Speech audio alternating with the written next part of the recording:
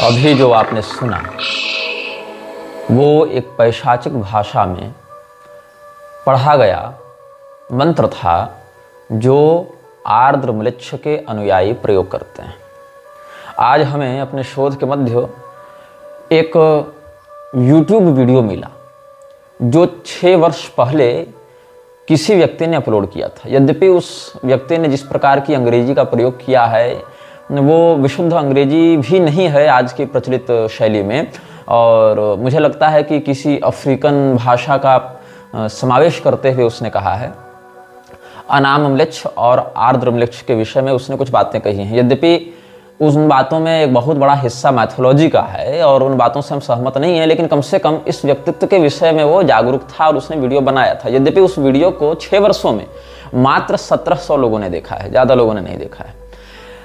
और आप इस वीडियो को रोककर, अभी जो आप वीडियो देख रहे हैं, हमारा यह जो अनुभाग आप देख रहे हैं, इसको रोककर YouTube पर जाएं।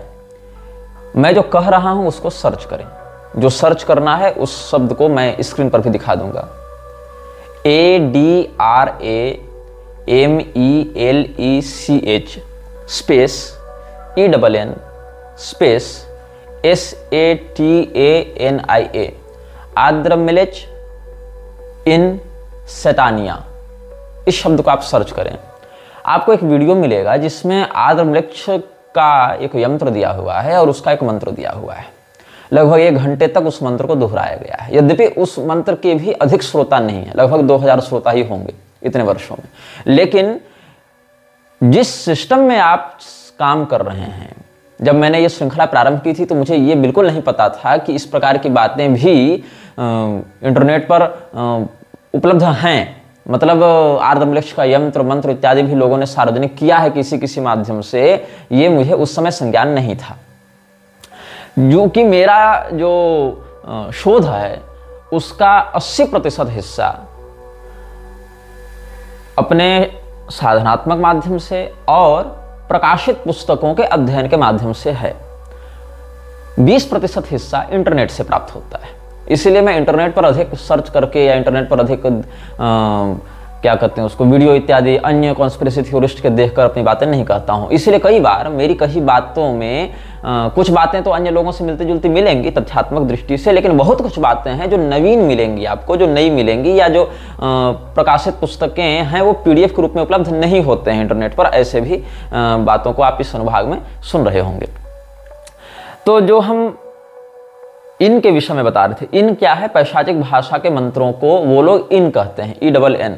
तो इन जो है वो आर्द्र म्लेच्छ को प्रसन्न करने के लिए जिस प्रकार के मंत्रों का प्रयोग किया जाता है, उस प्रकार के मंत्रों का एक उदाहरण हमने आपको बताया। आर्द्र म्लेच्छ के अभियान को बढ़ाने के लिए एक सोसाइटी की स्थापना की गई थी जिसका नाम था थियोसॉफिकल सोसाइटी। ये थियोसॉफिकल सोसाइटी भारत में बहुत सी संस्थाओं के साथ मिलकर कार्य करती थी, जिसमें एक संस्था आर्य समाज भी थी, प्रार्थना समाज भी, ब्रह्म समाज भी और सत्यशोधक समाज भी।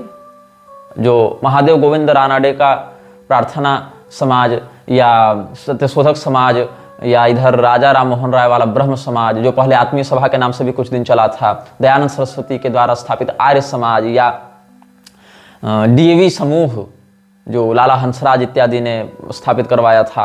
और DAV समूह में दयानंद एंग्लो वैदिक ये रखा गया था। DAV जो शब्द है उसका क्या अर्थ है? दयानंद एंग्लो वैदिक, मतलब ये वेदों को पुराणों से तोड़ना चाहते थे, लेकिन वेदों को अंग्रेजियत से जोड़ना चाहते थे, इसीलिए एंग्लो वैदिक शब्द का प्रयोग किया।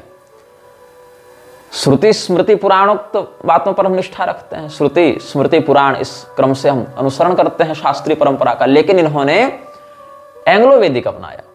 इन्होंने अंग्रेजियत और वेद को एक साथ दिखाने का प्रयास किया।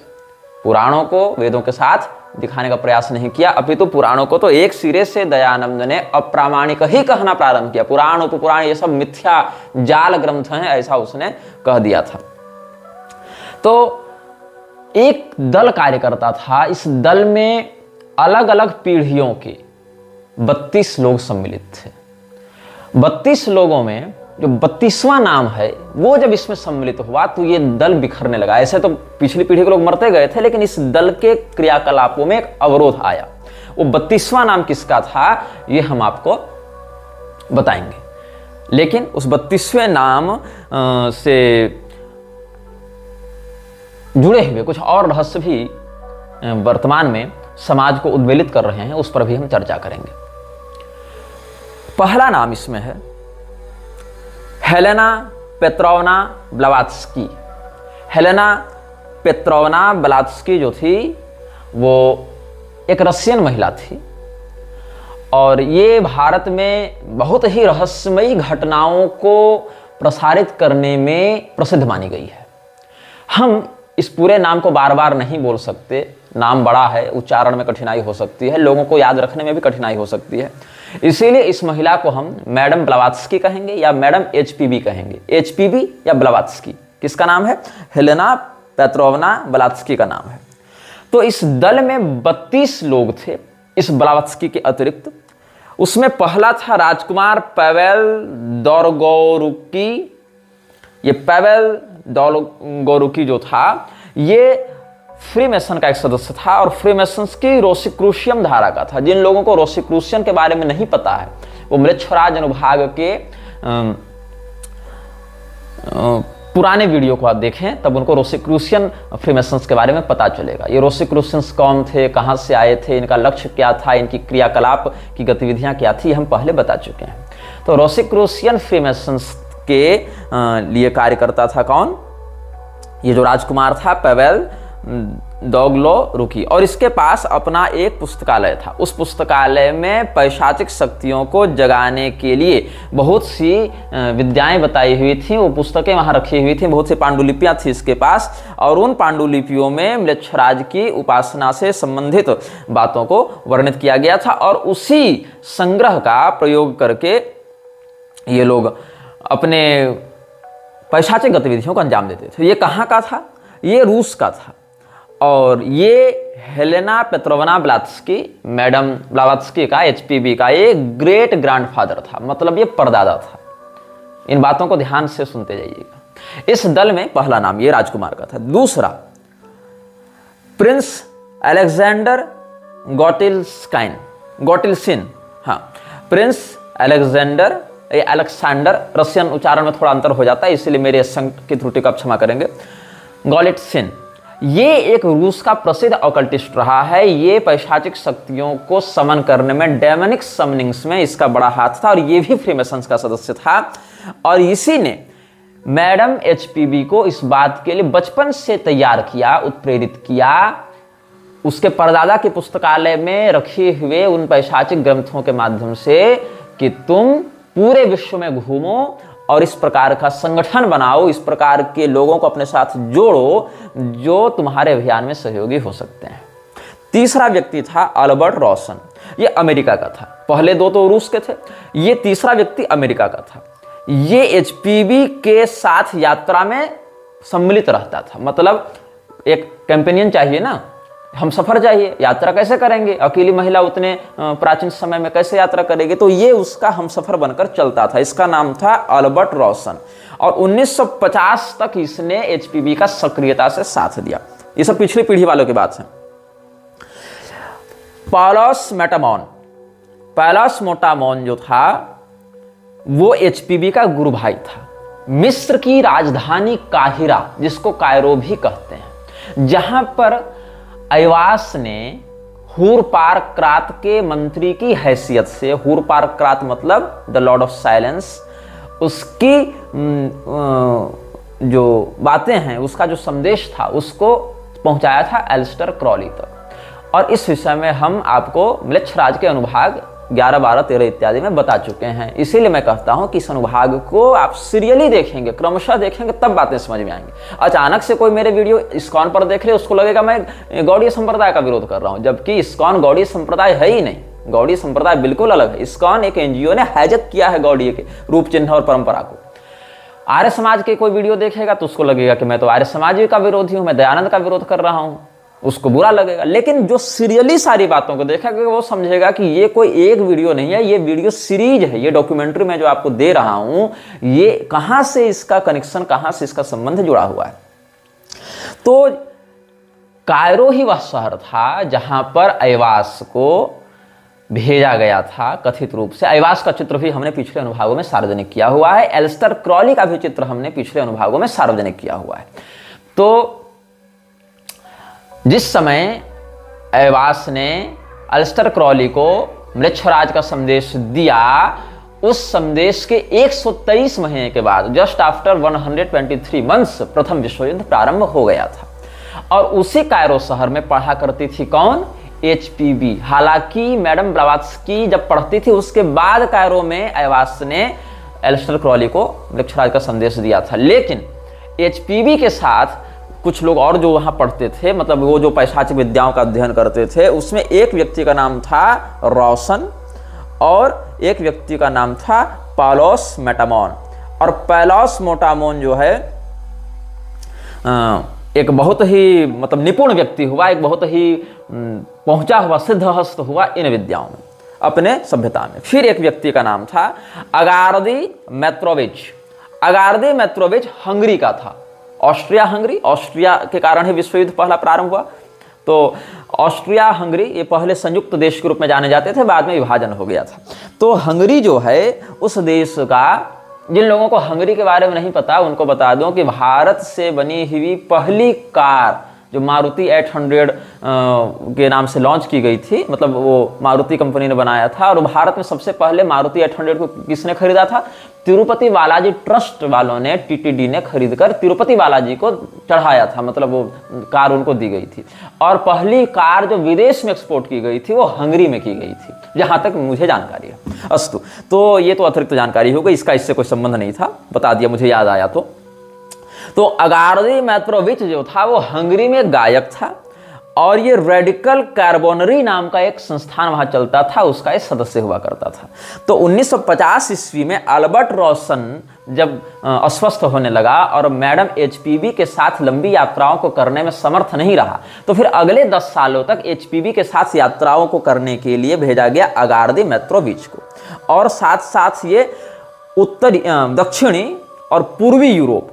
दक्षिणी और पूर्वी यूरोप की यात्राओं में विशेष करके HPV का ये साथ देता रहा।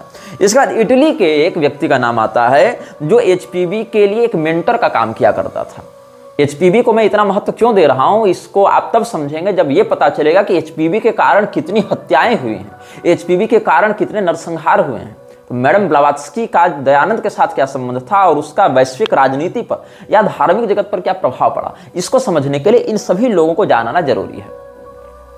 तो HPV के साथ पूर्वी और दक्षिणी यूरोप की यात्राओं में हंगरी का एक ओपेरा सिंगर था, वो साथ में रहता था, जो रेडिकल कार्बोनरी नामक दल के लिए भी काम करता था और उसका नाम था अगार्दी मेत्रोविच।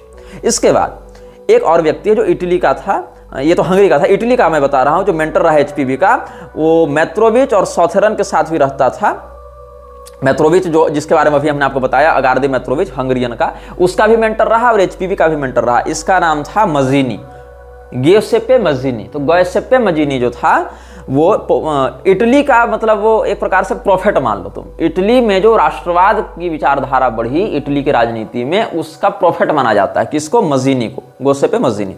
इसके बाद पोलैंड का एक व्यक्ति था, पोलैंड का एक कबालिस्ट, मतलब एक प्रकार से वहां क्षेत्रीय तांत्रिक था, कबालिस्ट, जिसे ऑकल्टिस्ट होते हैं वैसे कबालिस्ट होते हैं।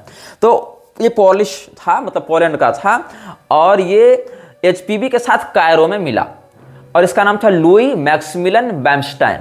और बाद में ये अल्जीरिया चला गया। इसका ये पोलैंड का कैबलिस्ट था, तांत्रिक, ये बाद में अल्जीरिया चला गया, वहां पर ये पढ़ाने लगा तंत्र विद्या। इसका नाम था लुई मैक्सिमिलियन बैम्स्टाइन और वहां पर जाकर इसने अपना नाम बदला। इसने तंत्र विद्या सीखी कहां से थी? कायरो से, मिस्र के काहिरा शहर से, कायरो में इसने तंत्र विद्या सीखी थी। किसके साथ सीखी थी? HPV के साथ सीखी थी। और ये मैडम HPV का ये गुरु भाई एक प्रकार से लगा। और ये जो लुई मैक्सिमिलियन बैम्स्टाइन था, ये बाद में चला गया कहां? अल्जीरिया। वहां पर ये तंत्र विद्या सिखाने लगा। और इसके पास तंत्र विद्या सीखने कौन आते थे? इसके पास तंत्र विद्या सीखने के लिए द मदर मीरा अल्फासा आती थी, जो अरविंदो के साथ मिलकर मातृ सदन की स्थापना करती है। मीरा अल्फासा पर हम अरविंदो स्पेशल एपिसोड में बता चुके हैं। मीरा अल्फासा का पहला विवाह कैसे हुआ? एक पेंटर से हुआ, फिर वो तलाक उसको देकर एक फौजी से विवाह करते ही वो फौजी फ्रीमेसन्स का सदस्य था, और उस फौजी ने इसी अल्जीरिया में आकर मैक्स थियन नामक एक व्यक्ति से तंत्र विद्या सीखी थी, और मैक्स थियन ने ही परिचय कराया था मीरा अल्फासा का उसके दूसरे पति से। और यही मैक्स थियन पहले लुई मैक्सिमिलियन बाइमस्टाइन के नाम से जाना जाता था, और बाद में इसने अपना नाम अल्जीरिया में जाकर मैक्स थियन कर लिया था।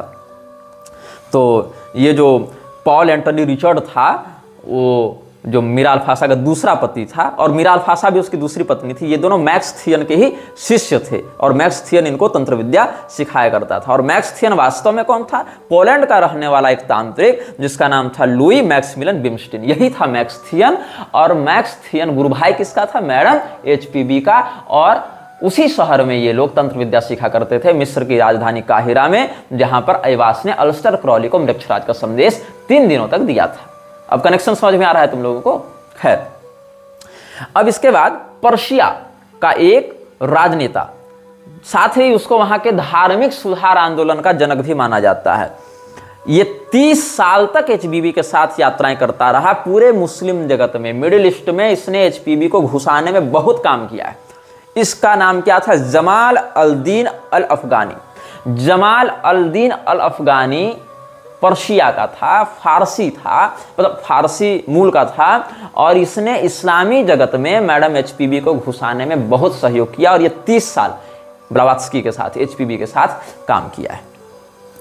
फिर एक नाम आता है इजिप्ट के ही, मिस्र के ही एक जर्नलिस्ट का, जिसको पेरिस में, मतलब उसको निकाल दिया गया था बाद में, वहाँ की सरकार ने, मिस्र की सरकार ने उसको निकाल दिया गया था, क्योंकि उसकी गतिविधियां सामने आने लगी थी और लोगों के सामने उसके रहस्य खुलने लगे थे। ये चेला किसका था? इसी अल-अफगानी का चेला था, जो जमाल अद-दीन अल-अफगानी जो था पर्शिया का, उसी का चेला था, उसी का शिष्य था जेम्स सानुआ, जो मिस्री था। और मिस्र में वो जर्नलिज्म किया करता था, पत्रकारिता किया करता था, लेकिन इसको वहाँ से निकाल कर वहाँ की सरकार ने बाहर भेज दिया था, और ये फिर पेरिस में अपना जीवन बिताता है।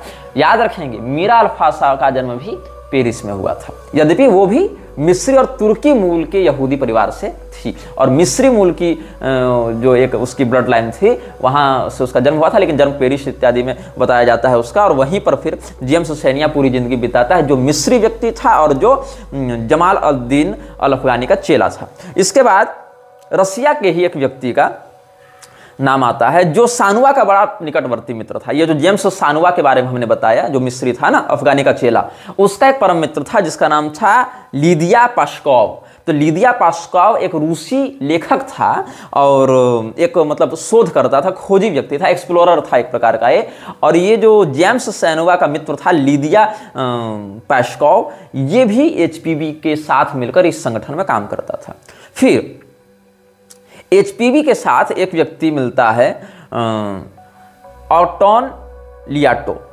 ऑटोन लियाटो HPB के साथ न्यूयॉर्क में मिलकर काम कर रहा था, और मास्टर हिलेरियन के नाम से इसका वर्णन कहीं कहीं संकेत में किया है HPB ने। इसके बाद कैथनेस की काउंटेस, जैसे काउंट होता है ना, काउंट ड्रैकुला को जानते हैं कि नहीं आप लोग? काउंट ड्रैकुला भी एक व्यक्तित्व हुआ करता था, जिसके विषय में बहुत सी रहस्यमयी बातें चलती हैं। वो एक शासक हुआ करता था काउंट ड्रैकुला, और उसके विषय में कुछ ऐतिहासिक तथ्य भी हैं, लेकिन 80% बातें मैथोलॉजी में आती हैं, लेकिन 20% बातें सच हैं। वो एक वास्तविक व्यक्ति था। तो काउंट और काउंटेस, जैसे Lord and lady, emperor and empress, king and queen, Duke and duchess, ऐसे कहीं कहीं वर्णन आता है ना। तो वैसे count and countess male female के लिए, तो ये काउंटेस कहाँ की थी? कैथनेस की थी, और ये मैरी इसका नाम था। लेकिन ये फ्रांस के लोगों को आर्थिक रूप से बहुत मदद करती थी, और ये फारस के आध्यात्मिक गुरुओं के वहाँ बहुत आती थी, लेकिन अध्यात्म तो वहाँ है नहीं, हमने आपको सरलता में बताने के लिए कह दिया। स्पिरिचुअल वहाँ शब्द प्रयोग करेंगे उसके लिए, वो स्पिरिट्स पर विश्वास करते हैं ना। तो स्पिरिट्स एक्चुअली आत्मा का पर्याय नहीं हो सकता है। स्पिरिट की अवधारणा बिल्कुल अलग है, आत्म तत्व की अवधारणा बिल्कुल अलग है। Spirit can be merge and omnified with God, but आत्मा can be merge and omnified with Brahm, अद्वैत दृष्टि से। खैर, इस विषय पर बाद में आएंगे, या आवश्यकता पड़ेगी तो छोड़ भी देंगे। तो मैरी जो थी कैथनेस के काउंटेस के रूप में जिसकी सत्ता चली थी, वो भी HPB को बहुत कोऑपरेट करती है। इसके बाद एक नाम आता है ब्रिटेन के शोधकर्ता लेखक का, और बाद में जो एक थियोसोफिस्ट भी बना था उसका नाम था सर रिचर्ड बर्टन।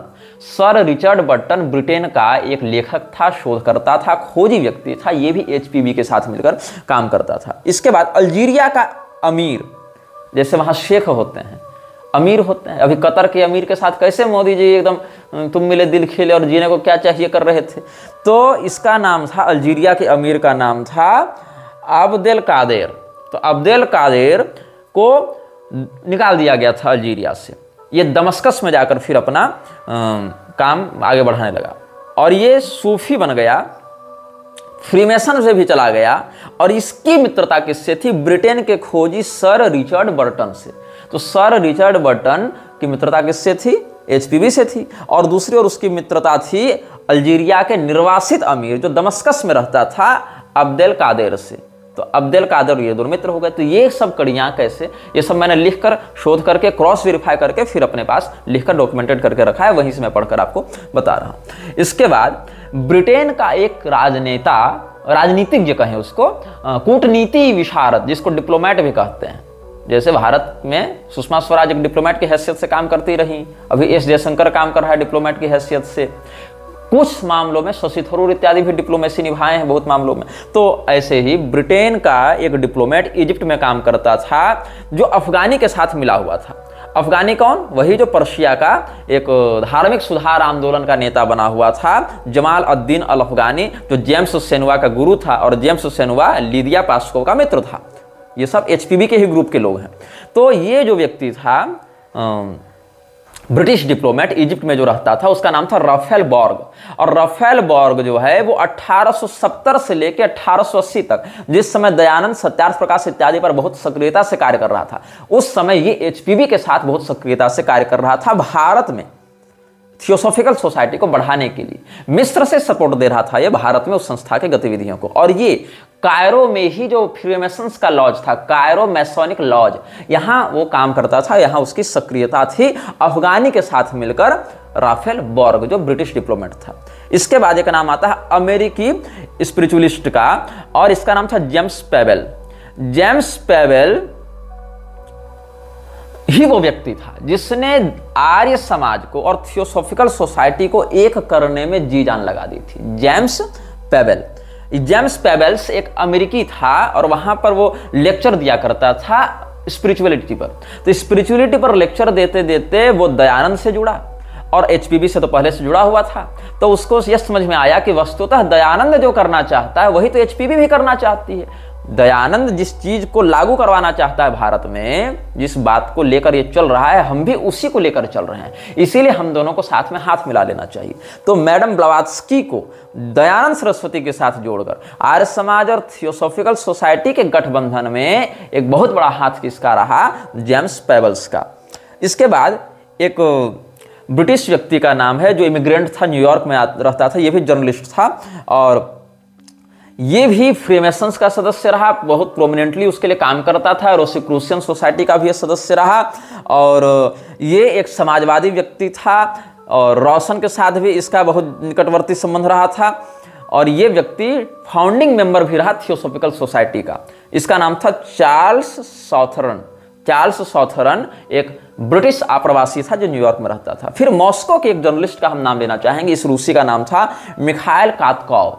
तो मिखाइल कातकोव एक मतलब ये प्रकाशक था, मतलब HPV जो लिखती थी उसको रसिया में प्रकाशन के माध्यम से, प्रेस के माध्यम से प्रिंट करके लोगों तक पहुंचाने का काम था इसी रूसी जर्नलिस्ट का। मॉस्को में इसका हेडक्वार्टर था। इसका नाम था मिखाइल कातकोव। और भारतीय रेवोल्यूशन में, इंडियन रेवोल्यूशन में फ्रांसीसी सहयोग के माध्यम से राजनीतिक कॉन्स्पिरेसी करने में, कॉन्स्पिरेटर था नहीं है तो राजनीतिक कॉन्स्पिरेसी करने में मिखाइल कातकोव का नाम बहुत कुख्यात है। भारतीय राजनीति को रूसी प्रभाव में लेने के लिए इसने फ्रांस से मदद ली थी और फ्रांसीसी लोगों के सहयोग से इसने भारत में राजनीतिक अस्थिरता को जन्म दिया था। इसका नाम था मिखाइल कातकोव और यही मैडम ब्लावात्स्की के लेखों को, उसकी विचारधारा को रूस में प्रसारित करने का काम करता था by printing them in Russian language।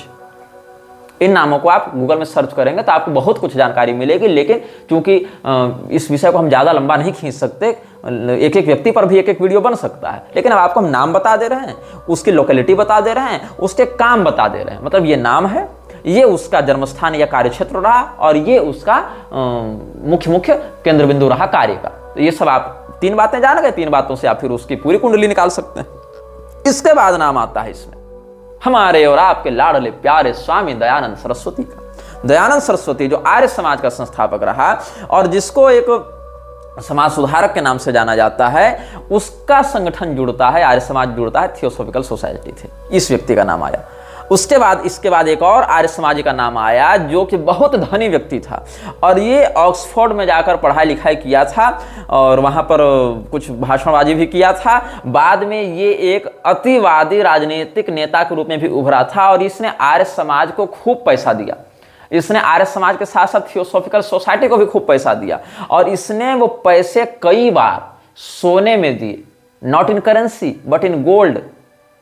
इसका नाम था, आप जानते होंगे, श्यामजी कृष्ण वर्मा।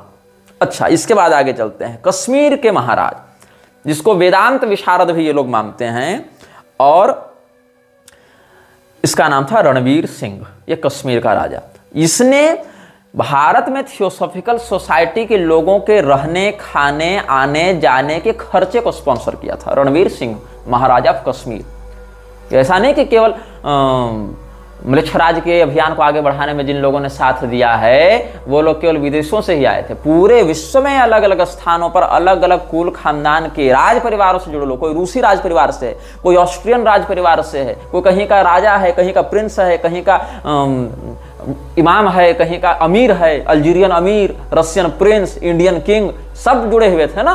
अलग अलग सत्ताधारियों के माध्यम से ये सारा अभियान आगे चल रहा था। तो कश्मीर के महाराजा रणवीर सिंह ने भारत में थियोसॉफिकल सोसाइटी को खर्चे के कारण अपना काम न रोकना पड़े, इसकी जिम्मेदारी ली थी और खूब पैसा देकर उसको स्पॉन्सर किया था। इसके बाद एक और नाम आता है सरदार ठाकर सिंह संधानवालिया। इसने सिंह सभा की ये की थी, स्थापना की थी। ये सिख हुआ करता था। सरदार ठाकर सिंह संधानवालिया ये थियोसॉफिकल सोसाइटी की पंजाबी शाखा थी, जो सिंह सभा का इसने गठन किया था। ये मैडम HPB की जो थियोसॉफिकल सोसाइटी थी उसका पंजाबी संस्करण था। ये सिंह सभा का संस्थापक ये भी इसमें जुड़ा हुआ था। तो इसमें हिंदू लोग भी थे, रणवीर सिंह जैसे लोग और श्यामजी कृष्ण वर्मा जैसे लोग। इसमें ऐसे लोग भी थे जो खुद को हिंदू तो नहीं मानते थे उस रूप में, लेकिन आर्य के रूप में स्थापित करते थे, जैसे दयानंद सरस्वती जैसे लोग। इसमें क्रिश्चियंस भी लगे हुए थे, इसमें यहूदी भी लगे हुए थे, इसमें रूसी भी थे, इसमें फ्रांसीसी भी थे, इसमें अमेरिकन भी थे, इसमें ब्रिटिश भी थे, इसमें अल्जीरिया के लोग भी थे, इसमें मिस्री लोग भी थे, इसमें तुर्की के लोग भी थे, इसमें ईरानी लोग भी थे। समझ रहे हो तुम कैसे ये संगठन आगे बढ़ा है। इसके बाद इसमें इंदौर के होलकर महाराज भी सम्मिलित थे। तो ये जो है वो न्यूयॉर्क से HPB के गतिविधियों को माइग्रेट करके भारत में स्थापित करने में होलकर के तात्कालिक महाराज का बहुत नाम था, बहुत काम रहा। और ये TS के साथ, मतलब TS मतलब थियोसॉफिकल सोसाइटी के साथ एक सीक्रेट अलायंस में थे ये होलकर के महाराज उसमें। इसके बाद सिंह सभा का एक को फाउंडर जो था, जो कि संधानवालिया का बड़ा परम मित्र था, उसका नाम था बाबा खेम सिंह बेदी। तो बाबा खेम सिंह बेदी जो है वो ठाकर सिंह के साथ, सिंह सभा के संस्थापक के साथ मिलकर ब्रिटेन की सत्ता के विरुद्ध भी कई बार गतिविधियों में लिप्त पाया गया था। अब देखो बात ऐसी है कि एक और ये लोग ब्रिटेन की सत्ता का विरोध करते थे क्रांतिकारी स्वतंत्रतावादी आंदोलनों के माध्यम से, किंतु दूसरी ओर ब्रिटेन की सत्ता का जो मूल उद्देश्य था भारत को ईसाईयत की ओर ढकेलना, उसके लिए भी थियोसॉफिकल सोसाइटी इत्यादि के साथ मिलकर ये कार्य किया करते थे। बाहर से ये स्वतंत्रता सेनानी लगते थे, अंदर से ये हिंदू धर्म के जो सनातनी शास्त्रीय परंपरा है उसके विरुद्ध कार्य करते थे। तो इससे क्या होता था कि जो लोग अंग्रेजों के विरोधी हैं वो भी इन लोगों के प्रभाव में आकर अंग्रेजों का विरोध करने के बहाने ही सही, लेकिन अपने कुल परंपरा से दूर होते जाते थे। मूल उद्देश्य वही है कि हम अपनी सनातन परंपरा से दूर होते जाएं, अपनी शास्त्रीय आर्ष मर्यादा से दूर होते जाएं। इसी को कभी गुड़ खिलाकर, कभी जहर चटाकर, जैसा व्यक्ति माहौल देखे उस प्रकार से ये लोग करते रहते थे। इसके बाद एक और नाम आता है सरदार दयाल सिंह मजीठिया। ये जो था पॉलिटिकल लीडर था पंजाब में, और एक सिख व्यक्ति था, ये एक फिलेंथ्रोपिस्ट था, एक परोपकारी कर सकते हैं, लोकोपकारी व्यक्ति, वहाँ एनजीओ टाइप का ये चलाता था, ये भी इसमें जुड़ा हुआ था। इसके बाद एक बंगाली का नाम आता है, कश्मीरियों का बता दिए, मराठियों का बता दिए, गुजरातियों का बता दिए, कृष्ण वर्मा इत्यादि का, और पंजाबियों का बता दिए, इधर मध्य प्रदेश वालों को बता ही दी। अब बढ़ते हैं बंगाल की ओर। यहाँ पर था एक व्यक्ति सुरेंद्रनाथ बनर्जी, ये बंगाली व्यक्ति था, और ये इंडियन नेशनल कांग्रेस की स्थापना करने में इस व्यक्ति का बड़ा हाथ था। और अलकॉट को, कर्नल अलकॉट कौन है, इस पर भी हम बाद में आएंगे, उसका भी एक बहुत महत्वपूर्ण स्थान है दयानंद सरस्वती के जीवन में। तो कर्नल अलकॉट के साथ मिलकर इंडियन नेशनल कांग्रेस की स्थापना में, जिसमें एओ ह्यूम भी रहा, उसमें ये महादेव गोविंद रानाडे जो प्रार्थना सभा का रहा संस्थापक, उसका भी बड़ा उसमें हाथ माना जाता है। तो सुरेंद्रनाथ बनर्जी जो बंगाली रिफॉर्मर माना जाता है उसको, जो कि मजीनी से बड़ा प्रभावित रहा। मजीनी कौन है, मजीनी के बारे में हम आपको बता चुके हैं। गुसिप्पे मजीनी जो था वो इटली का एक प्रोफेट माना जाता है नेशनलिज्म के क्षेत्र में, और एचपीबी का मेंटर था, मेट्रोविच का भी मेंटर था। मेट्रोविच कौन था, अगार्दी मेट्रोविच, जो हंगरी का ओपेरा सिंगर था, रेडिकल कार्बोनारी का जो सदस्य भी रहा, और दक्षिणी और पूर्वी यूरोप में एचपीबी के साथ ये घुमा करता था। तो उसका ये मजीनी का ये बहुत समर्थक था, उसके विचारों से बहुत प्रभावित था सुरेंद्रनाथ बनर्जी, ये भी इसमें घुसा हुआ था। इसके बाद अब हम श्रीलंका की ओर चलते हैं, बौद्धों की ओर। इसमें बौद्धों का एक दल घुसा हुआ था, जो सिंहली बौद्धों का बड़ा धर्मगुरु था, मठाधीश था, उसका नाम था सुमंगल उनानसे। तो सुमंगल उनानसे जो था वो बौद्धों का एक बहुत बड़ा धर्मगुरु हुआ करता था श्रीलंका में। और ये व्यक्ति इतना प्रभावी था उस क्षेत्र में थियोसॉफिकल सोसाइटी को आगे बढ़ाने के लिए कि थियोसॉफिकल सोसाइटी ने इसको अपने उपाध्यक्ष की मानद उपाधि दे रखी थी। मतलब वो उपाध्यक्ष भले नहीं था, लेकिन उपाध्यक्ष के लेवल का अधिकार सम्मान उसको दिया गया था। किसको? सुमंगल उन्नान्से को। ये बौद्धों का एक बड़ा धर्मगुरु श्रीलंका में हुआ करता था। इसके बाद एक नाम आता है अंग्रेजों के गुप्तचर का, जिसके कारण तिब्बत में बहुत खून खराबा हुआ। इसका नाम था, यह भी बंगाली था, शरत चंद्र दास।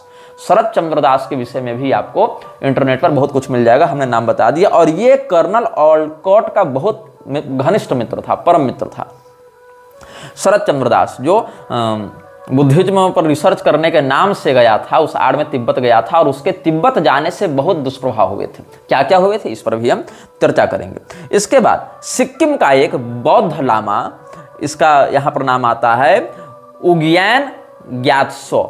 उग्येन ग्यात्सो के साथ जो घटनाएं घटित हुई वो बहुत दुर्भाग्यपूर्ण रहीं, और ये शरत चंद्र दास का सहयोगी था। जब शरत चंद्र दास तिब्बत में जाकर रिसर्च कर रहा था, ये सब तिब्बत गए क्यों थे, रिसर्च करने गए क्यों थे, ये समझ रहे हो? ये सारे अलग अलग लोग, कोई किसी समाज की स्थापना कर रहा है, कोई किसी एनजीओ का स्थापना कर रहा है, कोई कहीं पॉलिटिकली लेक्चर दे रहा है, कोई कहीं गायक है, कोई कहीं जर्नलिस्ट है, कोई शोध करता है, कोई कहीं का अमीर है, कोई राजा है, कोई प्रिंस है। मतलब ये अलग अलग डाइवर्सिटी देखो तुम, इनके कार्यक्षेत्र कितने अलग अलग थे। कोई कहीं कॉलेज में पढ़ा रहा है, कोई कहीं गायक है, कोई कहीं पर चित्रकार है, कोई कहीं पर फौजी है, कोई कहीं पर राजा है, कोई कहीं पर सन्यासी के रूप में चल रहा है। मतलब अलग अलग diversity of religions, diversity of work places, diversity of nationality and racism, अलग अलग रेस का, अलग अलग भाषा का, अलग अलग धर्म या मत या पंथ मजहब का, ये कितना उलझा हुआ था। लेकिन एक मृच्छराज अम्ब्रेला के अंतर्गत सब काम कर रहे थे। तो शरत चंद्र दास के साथ, अब शरत चंद्र दास तो बौद्धों के विषय में ज्यादा नहीं जानता था, बंगाली था, तो बंगाल के विषय में जानेगा, तिब्बत के विषय में तो उतना नहीं जानेगा। लेकिन तिब्बत किससे लगा हुआ है? सिक्किम से लगा हुआ है, और बंगाल लगा हुआ है सिक्किम से। उसमें हालांकि अनडिवाइडेड बंगाल प्रोविंस बहुत बड़ा था, उसमें आज का उड़ीसा भी आ जाता है, उसमें आज का आसाम भी बहुत भाग आ जाता है, उसमें पूरा बांग्लादेश आता है, आज का पूरा बंगाल आता है, उसमें झारखंड बिहार के भी बहुत से भाग आ जाते हैं। तो अनडिवाइडेड बंगाल प्रोविंस बहुत बड़ा था, सिक्किम भी उससे लग जाता था। तो बंगाल की जो सिक्किम से लगने वाली सीमा है, वहाँ की संस्कृति बंगाल की उड़िया सीमा से थोड़ी अंतर पड़ेगी, बंगाल की बिहारी सीमा से थोड़ा अंतर पड़ेगा, बिहार का वो भाग जो झारखंड से लगता है उसकी भाषा शैली में अंतर है, उसके संस्कृति में अंतर है, बंगाल की वह सीमा जो नेपाल से लगती है या उत्तर प्रदेश के उत्तरी भाग से लगती है उसकी संस्कृति भाषा में अंतर पड़ेगा। तो बंगाल का जो मूल बंगाली स्रोत है वो शरत चंद्र दास के पास तो था, लेकिन तिब्बत का भाव उसको समझ में नहीं आ रहा था। तो तिब्बत में जाकर अपना काम बढ़ाने के लिए इसने सिक्किम के एक बौद्ध लामा का सहयोग लिया, जिसका नाम था उग्येन ग्यात्सो, और उग्येन ग्यात्सो इसके साथ तिब्बत गया था। वहां पर इन लोगों की भेंट हुई थी पंचेन लामा के प्रधानमंत्री से। वहां जो लामा सब होते हैं अलग अलग, वहां पंचेन लामा क्या होता है इसके विषय में आप गूगल पर सर्च कर सकते हैं। तो पंचेन लामा का प्रधानमंत्री जो तिब्बत में था उसका नाम था सेंगचेन तुलकू, और सेंगचेन तुलकू ने ही शरद चंद्र दास को तिब्बत में एंट्री दी थी, उसके रहने खाने का प्रबंध किया था, जो कि बड़े पद पर था, वो पंचेन लामा का प्रधानमंत्री हुआ करता था। तो सेंगचेन तुलकू ने उज्ञान ज्ञात्सो के रेफरेंस पर शरद चंद्र दास को तिब्बत के एक मठ में प्रवेश करवाया था जिसका नाम था ताशिल हुनपो मठ। तो ताशिल हुनपो मठ में क्या हुआ, जब इसने शरद चंद्र दास को घुसाया तो उसको पता नहीं था कि शरद चंद्र दास को भेजा किसने है, उसके आने का उद्देश्य क्या है, वो यहां पर करना क्या चाहता है। ये ब्रिटेन का एक गुप्तचर भी था, ब्रिटिश सरकार के अंतर्गत गुप्तचरी भी करता था शरद चंद्र दास, और साथ साथ ये मैडम एचपीवी से भी मिला हुआ था थियोसॉफिकल सोसाइटी के परोक्ष सहयोग के माध्यम से। तो शरद चंद्र दास के कारनामे और उसका उद्देश्य जब वहां पर पंचेन लामा के लोगों को ताशिल हुनपो मठ में पता चला तो उन लोगों ने अपने प्रधानमंत्री को मरवा दिया। और आप जब पढ़ेंगे कि सेंगचेन तुलकू को कितनी निर्दयता से मारा गया तो आपकी हड्डियां तक कांप उठेंगी, इसके बारे में हम बाद में बताएंगे। तो ये सब लोग हो गए, कितने लोग हो गए इसमें हम फिर से नाम पढ़ के बताते हैं। प्रिंस पावेल दोरगोरुकी, ये पहला। दूसरा प्रिंस अलेक्जेंडर गोलित्सिन, दूसरा। तीसरा अल्बर्ट रोशन, ये पहले दो रूसी थे, तीसरा अमेरिकी था। चौथा था पाउलोस मेटामोन। पांचवा था अगार्दे मेत्रोविच, ये हंगरियन था। छठा था ग्यूसेप्पे मजीनी जो इटालियन था। सातवां था लुई मैक्सिमिलियन बेम्स्टेन, यही बाद में मैक्स बन गया था, ये पॉलिश था, पोलैंड का था लेकिन अल्जीरिया चला गया था। फिर आठवां था जमाल अद्दीन अल अफगानी, ये पर्शियन था। फिर था जेम्स सानुआ, ये मिस्री था। फिर लिदिया पास्कोव, ये रूसी था। 10 हो गए। ऑटोन लियाटो, ये साइप्रस का था, साइप्रस एक द्वीपीय देश है। फिर मैरी थी काउंटेस ऑफ कैथनिस, ये हो गई। तो 1 2 3 4 5 6 7 8 9 10 11 12 लोग हो गए। इसके बाद हम देखते हैं सर रिचर्ड बर्टन, ये ब्रिटेन के थे। फिर अब्दुल कादिर, ये अल्जीरियन इमिर था जो बाद में दमस्कस में रहा। फिर राफेल बॉर्ग, ये ब्रिटिश डिप्लोमेट था इजिप्ट में। जेम्स पेबल्स, ये अमेरिकन स्पिरिचुअलिस्ट रहा, इसने आर्य समाज और थियोसॉफिकल सोसाइटी को एक करवाने में साथ दिया था। और सिंघली जो बौद्ध थे उनको भी ये साथ लेकर आया था। 14 हो गए, ये 16 हो गए। फिर चार्ल्स सादरन, ये जो या सोथेरन जो भी इसका उच्चारण पढ़ेंगे, ये इंग्लिश इमिग्रेंट था न्यूयॉर्क में। फिर मिखाइल कातकोव, ये मॉस्को का था। स्वामी दयानंद सरस्वती, ये भारत के आर्य समाज संस्थापक। 20 लोग हो गए। फिर श्यामजी कृष्ण वर्मा, गुजराती। रणवीर सिंह कश्मीरी। सरदार ठाकर सिंह संधानवालिया, पंजाबी। होलकर का राजा, इंदौर मध्य प्रदेश वाले। भाई गुरमुख सिंह, पंजाबी। बाबा खेम सिंह बेदी, पंजाबी। सरदार दयाल सिंह मजीठिया, पंजाबी। सुरेंद्रनाथ बनर्जिया, बंगाली। तो कितने हो गए? 3 और 3 6 और 2 8, 28 हो गए। इधर 28 लोग हो गए। और ये सुमंगला उनासे सरदार, ये बौद्ध था, सिंघली बौद्ध था, श्रीलंकाई बौद्ध था। उज्ञान ज्ञात्सो, ये सिक्किम का बौद्ध था। शरद चंद्र दास, ये बंगाली था। और सेंगचेन तुलकू, ये तिब्बती बौद्ध था जो पंचेन लामा का प्रधानमंत्री था। ये 32 लोग इस दल में थे। 33वें व्यक्ति के रूप में इन लोगों ने एक व्यक्ति को अपने दल में सम्मिलित करने का प्रयास किया, श्रृंगेरी के तात्कालिक शंकराचार्य। अब आपको लगेगा झटका। तो मैडम एचपीवी ने तिब्बत के अपने अभियान के बाद श्रृंगेरी के शंकराचार्य से, जो उसमें तात्कालिक शंकराचार्य थे श्रृंगेरी के, उनसे संपर्क करने का प्रयास किया था। और उस समय श्रृंगेरी के शंकराचार्य ने इन लोगों को उतना महत्व नहीं दिया था जितने इन लोगों को अपेक्षा थी, क्योंकि अलग अलग धर्म मतांतर पंथ के लोगों से ये लोग जुड़े हुए थे, अपने क्रियाकलापों को आगे करवाते आ रहे थे। तो इन लोगों को लगा कि हम लोग हर जगह प्रभाव अपना कर लेंगे, लेकिन इसमें ये पूर्णतया सफल नहीं हुए। तो श्रृंगेरी के शंकराचार्य से इन लोगों ने जब पत्र व्यवहार किया तो वहां से अपेक्षित सहयोग इनको नहीं मिला। धीरे धीरे करके कुछ पुराने लोग मरते गए और कुछ लोगों को मारा गया, कुछ लोग अपने महत्वाकांक्षा के कारण दूर होते गए, जैसे कि दयानंद सरस्वती जैसे लोग। और फिर यह संगठन धीरे धीरे प्रत्यक्ष सक्रियता से पीछे छूटते रहा। टीपू सुल्तान के समय या मराठा सैनिक जब परशुराम भाव इत्यादि के नेतृत्व में लड़ते थे, उस समय घटना घटित हुई थी। श्रृंगेरी के तात्कालिक शंकराचार्य ने टीपू सुल्तान से मदद मांगी थी। इस बात को लेकर बहुत विवाद होता है सनातनी जगत में, और ये एक दुर्भाग्यपूर्ण घटना हम अवश्य मानते हैं श्रृंगेरी के मठ के लिए कि उनको ऐसा नहीं करना चाहिए था। लेकिन आप अगर इतिहास के पन्नों को पलटें और अगर टीपू सुल्तान के विषय में आपको प्रामाणिक जानकारी चाहिए तो आपको पढ़ना चाहिए एक लेखक को, विक्रम संपत।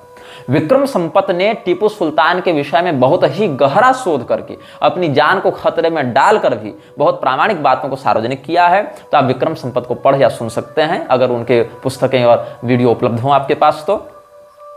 और हालांकि कोई भी लेखक हो 100% सनातन धर्म के अनुकूल लिख रहा है या नहीं लिख रहा है, ये तो शास्त्रीय समीक्षा का विषय है, लेकिन ऐतिहासिक जानकारियों के लिए विक्रम संपत भी एक रिलायबल सोर्स हैं जो टीपू सुल्तान के फील्ड में अच्छा शोध कर चुके हैं। तो क्या हुआ था कि मराठी सैनिकों में एक बहुत रुझान रहा आक्रामकता के साथ लूटमार करने का, ये एक ऐतिहासिक तथ्य है। और इस बात का अच्छा लाभ उठाया मुसलमानों ने। जब मुसलमानों ने देखा कि हम मराठों से सीधे सीधे टकराने में पीछे भाग जा रहे हैं, हट जा रहे हैं, और मराठों की छवि हिंदुओं के मध्य बड़ी अच्छी है, हिंदुओं के रक्षक के रूप में मराठों की छवि है, मतलब मराठा भी तो हिंदू ही थे ओरिजिनली, लेकिन मुसलमानों के विरुद्ध शिवाजी महाराज के समय से ही उनका जो अभियान था वो बहुत आक्रामक रहा था। तो इन लोगों ने क्या किया, मराठों की सेना में ही घुसपैठ करना आरंभ किया। क्योंकि मराठों की सेना में कुछ एक भाग मुसलमान सैनिकों का भी रहा था, तो यहां पर मुसलमानों का वह दल जो पिंडारी कहलाता था, आप ध्यान देंगे तो जिस व्यक्ति को शिरडी में साईं बाबा के नाम से पूजा जा रहा है वो व्यक्ति भी पिंडारी मुसलमान लाइनेज से संबंधित था, ऐसा भी एक बड़े विशेषज्ञों का कहना है, एक बड़ा दल यह भी मानता है। तो ये जो पिंडारी थे ये मूलतः हरियाणा से ऊपर बढ़ेंगे और अफगानिस्तान की ओर बढ़ते जाएंगे। हरियाणा से अफगानिस्तान की ओर जिस दिशा में बढ़ेंगे वो पूरा का पूरा एरिया जो है वो पिंडारियों का कार्यक्षेत्र रहता था। वहां से पिंडारी धीरे धीरे माइग्रेट करते हुए पहले मुगलों की सेना में घुसे, और मुगलों की सेना में घुसते घुसते फिर ये कहां आ गए, मराठों की सेना में। और पिंडारियों का काम क्या था, जहां पर मराठी सैनिक युद्ध करे वहां पर लूट मार करना मराठों के बैनर तले। तो वस्तुतः श्रृंगेरी के मठ पर जब आक्रमण किया गया तो श्रृंगेरी का मठ कोई राजा महाराजा का मठ तो है नहीं। श्रृंगेरी का मठ क्या है, वो एक ऐसा संस्थान है जो संस्थान धार्मिक कार्यों के लिए जाना जाता है, न कि सैन्य गतिविधियों के लिए जाना जाता है। तो वहां पर कोई सुरक्षा की विशेष व्यवस्था थी नहीं, लेकिन धन संपदा इत्यादि जो श्रृंगेरी के संस्थान में है वो तो किसी भी राजा महाराजा को लज्जित करने के लिए पर्याप्त है। तो इन्होंने सोचा कि हम सैकड़ों हजारों लोगों को मार के या उनसे मार खा के जो संपदा लूट रहे हैं, बड़े बड़े दुर्गों पर आक्रमण करके, उससे अच्छा है कि हम श्रृंगेरी के ही शंकराचार्य के मठ पर हमला करते हैं, और इससे क्या होगा कि हमको बिना अधिक सैन्य क्षति के ही अच्छा खासा धन मिल जाएगा। तो मराठों की सेना में जो पिंडारी मुसलमान थे उन्होंने मराठों के बैनर तले आक्रमण कर दिया श्रृंगेरी मठ पर, और श्रृंगेरी मठ में बहुत लूटमार की, भगवती की मूर्ति इत्यादि भी क्षतिग्रस्त की, वो भी लूटमार करके वो सब ले गए। तब अब मराठों से तो उम्मीद की नहीं जा सकती है कि आप हमें बचाइए, क्योंकि सेना तो उनकी ही है, बैनर झंडा तो उनका ही है, नारा तो परशुराम भाव इत्यादि का ही लग रहा है। और ये मुसलमान हैं, इनके साथ कौन व्यक्ति लड़े, क्योंकि ये तो खुद हिंदुओं की बैनर तले लड़ने आए हैं और हमारे पास श्रृंगेरी में अपनी सेना तो है नहीं कि हम लड़ें उनसे। तो मजबूरी में इन लोगों को मैसूर से टीपू सुल्तान से मदद मांगनी पड़ी, और टीपू सुल्तान की हालत उस समय बहुत खराब थी। एक तरफ से अंग्रेज मार रहे थे जो कि बढ़ोतरी की ओर थे, एक ओर से उसको मार रहा था जो मराठा सैन्य दल है वो मार रहा था। उसका स्वयं का जो जनाधार है उसके क्रूर गतिविधियों के कारण और हिंदू विरोधी निर्णयों के कारण समाप्त हो रहा था। तो न टीपू सुल्तान के पास अंग्रेजी समर्थन प्राप्त था, न टीपू सुल्तान के पास मराठों का समर्थन प्राप्त था, न टीपू सुल्तान के पास उसकी खुद की हिंदू जनता का, जो जिस क्षेत्र में वो शासन कर रहा था वहां के हिंदू जनता का समर्थन प्राप्त था। तो मिला जुलाकर टीपू सुल्तान को चाहिए था एक मौका जिससे वो अपने क्रेडिटेबिलिटी को रिवाइव कर सके। तो टीपू सुल्तान ने एक साथ 3 निशाने साधे। अपने क्रूर शासन कार्य के दौरान अपने हिंदू विरोधी गतिविधियों के कारण जो हिंदू जनता उसके विरुद्ध थी, उसने श्रृंगेरी के शंकराचार्य को विश्व का सर्वोच्च धर्माधिकारी एक प्रकार से घोषित करते हुए, बहुत प्रस्तुति गान करते प्रशस्ति गान करते हुए उसने जो पत्र लिखा है, जगतगुरु इत्यादि संबोधन करते हुए, वहां पर उसने खूब हाथी घोड़ा धन दौलत सोना चांदी इत्यादि उनको दिया। इससे क्या हुआ, श्रृंगेरी मठ की जो लूटमार थी वो जो है क्षतिपूर्ति उनकी हो गई, प्लस जो पिंडारी मुसलमान थे उन्होंने देखा कि टीपू सुल्तान कोऑपरेट कर रहा है श्रृंगेरी मठ के साथ, और श्रृंगेरी मठ पर आक्रमण करने के कारण जो परशुराम भाव इत्यादि मराठा सेना नायक हैं, वो सब हमसे पहले ही नाराज हैं। चूंकि जब मराठा सेना नायकों को, जो हिंदू सेना नायक थे, उनको जब पता चला कि श्रृंगेरी मठ में जाकर हमारे सेना के बैनर तले पिंडारी मुसलमानों ने लूटमार की है, तब उनको बुरा लगा। उन्होंने श्रृंगेरी के शंकराचार्य से क्षमा प्रार्थना करने के लिए अपनी क्षतिपूर्ति के साथ दूत इत्यादि भेजे, लेकिन तब तक श्रृंगेरी के शंकराचार्य संपर्क स्थापित कर चुके थे टीपू सुल्तान से। अब ब्रीफ एलायंस हो चुका था दोनों के मध्य। तो टीपू सुल्तान ने जो धन दिया श्रृंगेरी को, उससे वहां की जो संपदा की हानि हुई थी वो क्षतिपूर्ति हुई, प्लस टीपू सुल्तान के छवि में आंशिक सुधार इसीलिए हुआ क्योंकि श्रृंगेरी के शंकराचार्य का आशीर्वाद मिल गया, ऐसा हिंदू जनता को लगा। तो टीपू सुल्तान के प्रति उनके मन में जो क्षोभ था उसमें तात्कालिक रूप से कुछ कमी आई, मतलब विद्रोह नहीं किया जनता ने। और साथ साथ टीपू सुल्तान के सैन्य बल में भी हिंदुओं की निष्ठा बढ़ी, जिससे अंग्रेजों को थोड़ा समय और लगा टीपू सुल्तान को पूर्णतया उखाड़ फेंकने में। तो मराठों का, टीपू सुल्तान का और अंग्रेजों का जो आपस में संघर्ष था, इसमें एक बिंदु यह बन गया कि पिंडारी मुसलमानों ने अधीरता का परिचय देते हुए श्रृंगेरी के शंकराचार्य के मठ पर आक्रमण किया, जिससे मजबूर होकर हिंदुओं से तो मदद मांगने जा नहीं सकते क्योंकि वही लोग की सेना का बैनर लेकर ये लोग आए थे, तो मजबूरी में उनको टीपू सुल्तान से मदद मांगनी पड़ी, उसके लिए यज्ञ इत्यादि करना पड़ा। तो ये एक दुर्भाग्यपूर्ण घटना श्रृंगेरी के मठ में हुई, जहां पर हिंदुओं की सेना के बैनर तले मुसलमानों के आक्रमण के कारण उनको एक दूसरे टायरेंट से मदद मांगनी पड़ी। ये एक दुर्भाग्यपूर्ण घटना हुई, हालांकि ऐसा नहीं होना चाहिए था। फिर भी जो हुआ उससे हम मना नहीं कर सकते, इंकार नहीं कर सकते हैं, जो कि ऐतिहासिक तथ्य है। आपको अच्छा लगे या बुरा लगे, लेकिन उन बातों को स्वीकार करना पड़ता है। यह वीडियो जल्द ही हटा दिया जा सकता है। कृपया थर्ड पार्टी ऐप्स का उपयोग करके डाउनलोड करें। आप इस वीडियो को अपने चैनल पर फिर से अपलोड भी कर सकते हैं।